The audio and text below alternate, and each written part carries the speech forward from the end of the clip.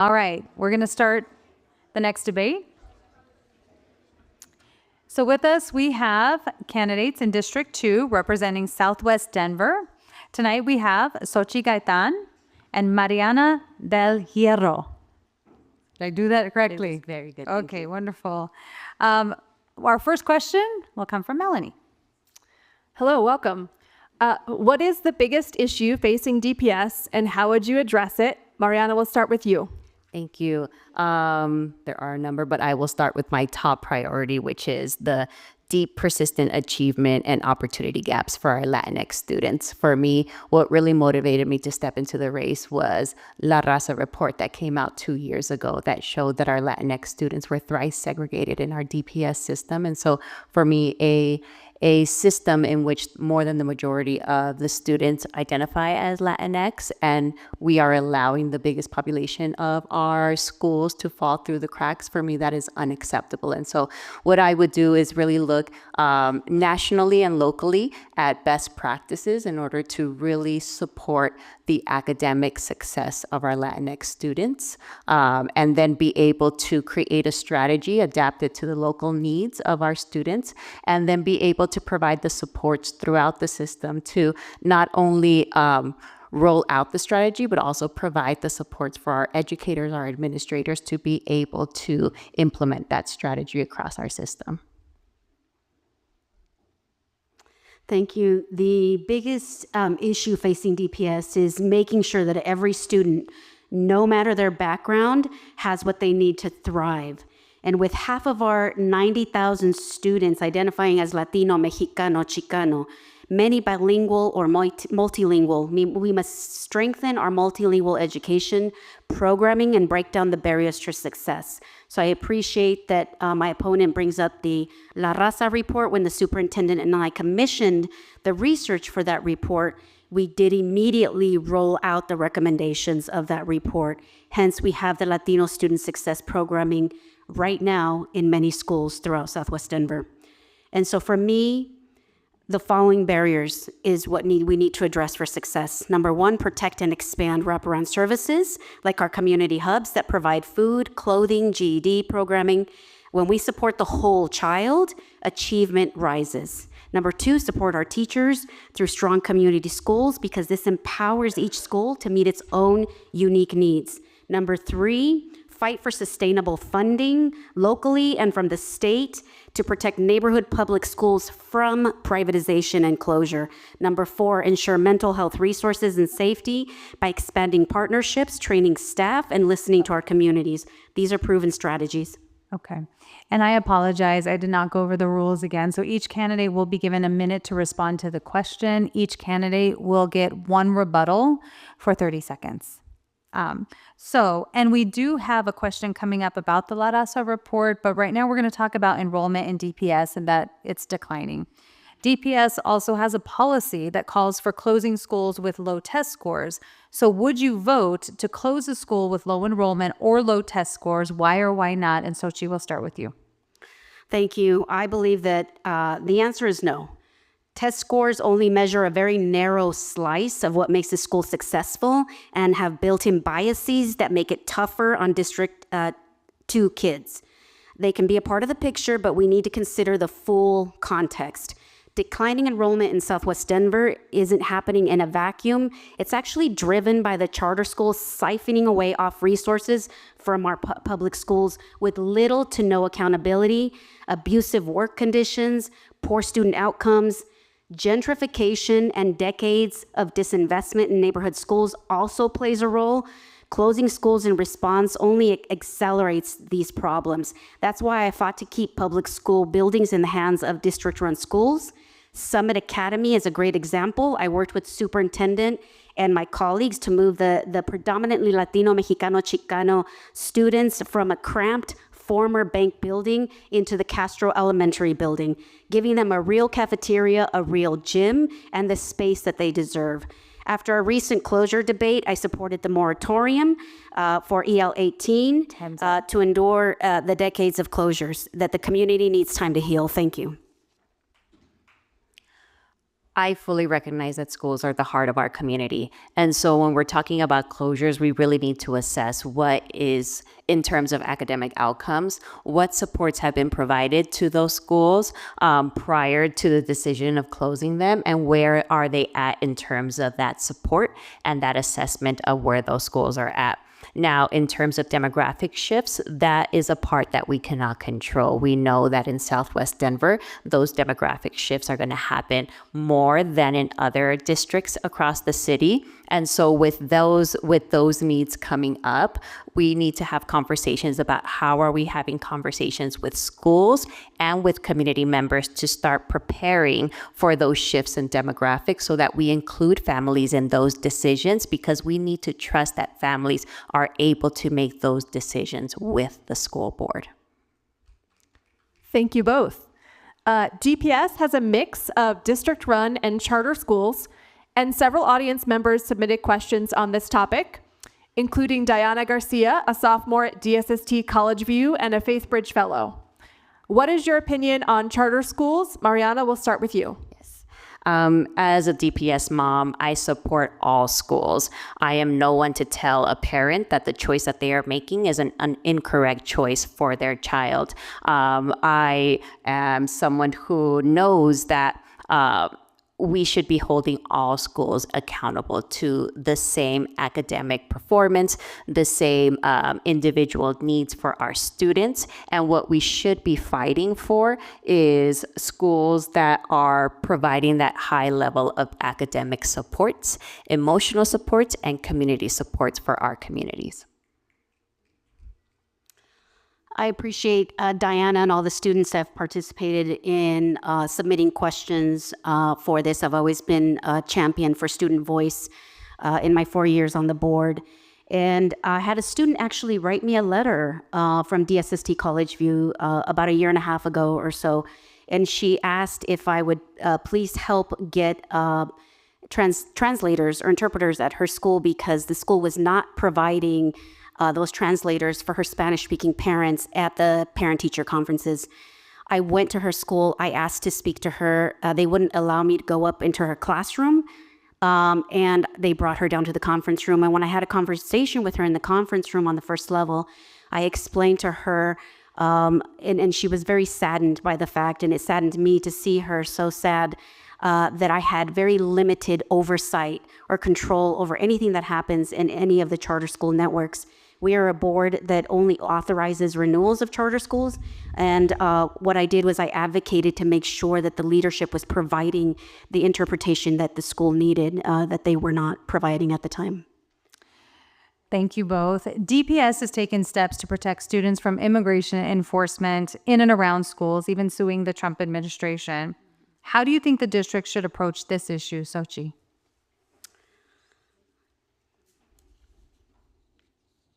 I'm looking for my statement, because this actually is something that is near and dear to my heart. I was born in Mexico. I was undocumented citizen, so I have the experience of having lived undocumented until the age of 21 when I became a U.S. citizen. And when the superintendent and I had conversations right after the fascist federal administration took over, we decided that we were going to set up a plan, and we directly took that information to the board president, who supported this plan. And that plan was to go out and train all of our staff, and I also hire and partner with nonprofits to be able to provide Know Your Rights trainings to all of our families. And that plan has been very effective and efficient. We are asking a lot of our teachers, but all of our teachers have responded in kind and are well prepared to go up against this fascist federal administration. Could you repeat the question? Yes. How do you think the district should approach the issue when it comes to immigration enforcement in and around schools? Yes, currently I commend the district for the work that they have done Thank you so much, Xochitl, and other members of the school board for the work that you all have done to protect our students. I think that the district has really stood the line of not allowing ICE and communicating that out very clearly to not allow ICE into our schools or anywhere near our vicinities. For me, I would continue the work of partnering with community organizations to do Know Your Rights trainings, to keep educating our teachers, our administrators, our principals on how to protect our students, how to educate our families, but also I would expand a little bit further and really partnering with our principals, with our teachers who are daily listening to the needs of our families, because this is an ever evolving issue and we cannot expect to know everything. And so continuously hearing from families of what are their evolving needs and partnering with families to also be able to create some type of collective transportation for families who do feel safe taking their kids to school, to help support families who don't. Thank you both. School safety also came up frequently in questions submitted by the public. How should DPS protect students from gun violence? And what should happen to students who bring guns to school? Mariana, we'll start with you. Yes. Thank you. I support district-wide implementation of comprehensive anti-bullying programs, mandatory training in trauma-informed and restorative practices for staff, mental health teams that reflect the communities we serve, and also push for accessible complaint reporting systems and stronger accountability measures to track and respond to school climate data.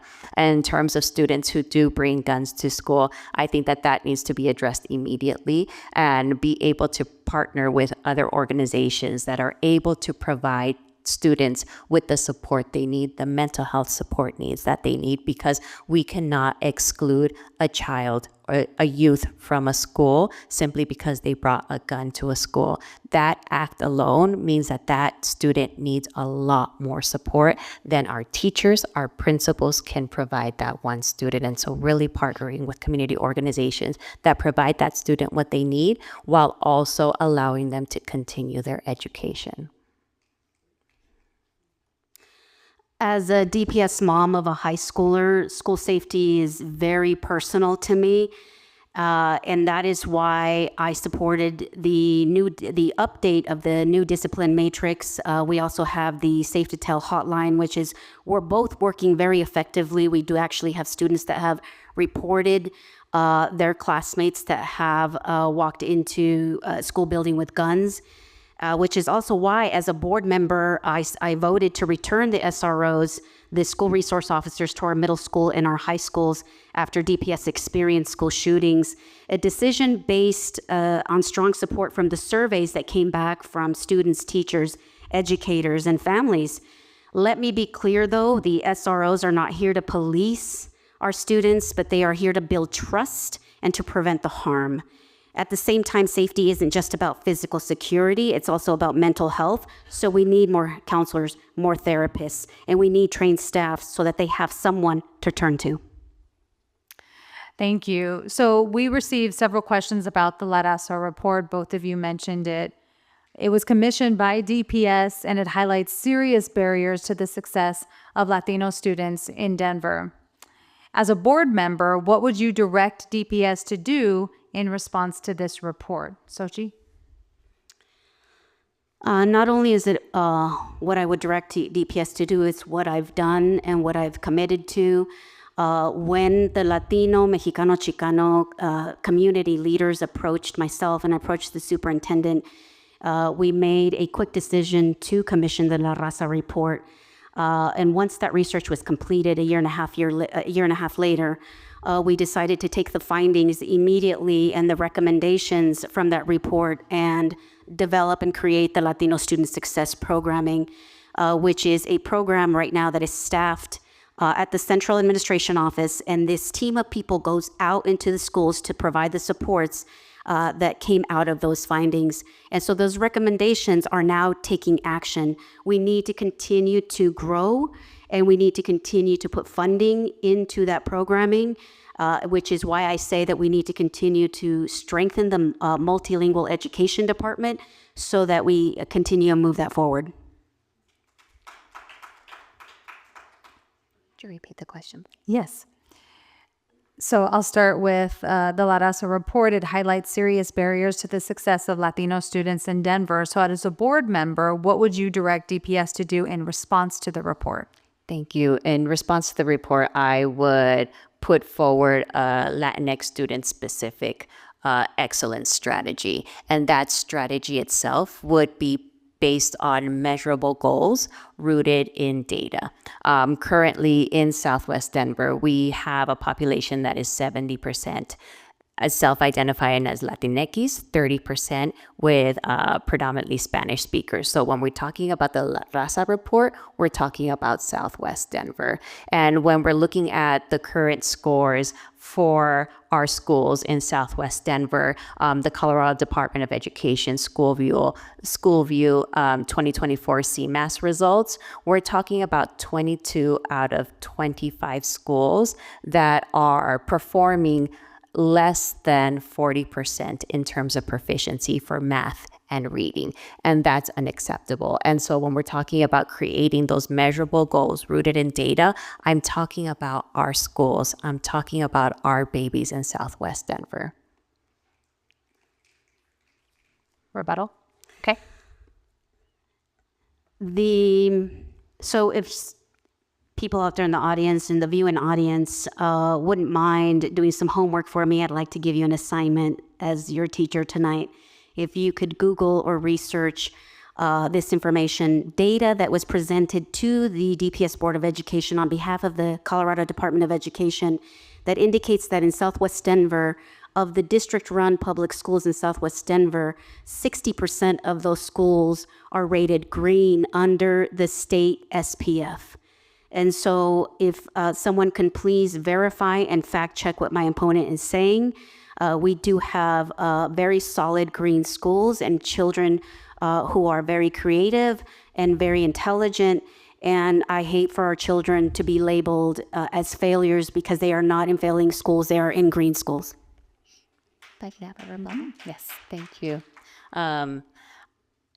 My presentation of the data is not labeling students as failures. My presentation of the data is to push the board to be honest about our schools and tell our families the truth. When we're talking about green schools, we're talking about schools that have, for example, one school that is labeled as green has 15% and 20% of their students at reading proficiency and math proficiency. And so it's not about labeling our students as failures, it's about pushing our board and pushing DPS to do better for our Latinx students. Thank you both. The school board oversees the superintendent, and that topic came up frequently in questions submitted by the public. Is DPS Superintendent Alex Marrero doing a good job? Why or why not? Mariana, we'll start with you. In terms of Latinx students' academic performance and outcomes, I don't think that the superintendent is doing a good job. I was a part of a group of Latino leaders who submitted a letter to the school board asking for the superintendent's contract to not be renewed until a proper evaluation was conducted. We met with school board members to discuss our concerns about a superintendent of a school system where more than 50% of their students were falling through the cracks and that contract being renewed without a proper evaluation, and how problematic that is in terms of our accountability, in terms of the school board's accountability to the families, and the school board and the superintendent's role of supporting our students. What happened after that, no less than a week later, the school board then renewed the superintendent's contract behind closed doors with what Denver Post recently reported on, which may have broken some rules or some public comment rules in that space. So I would say we need a proper evaluation.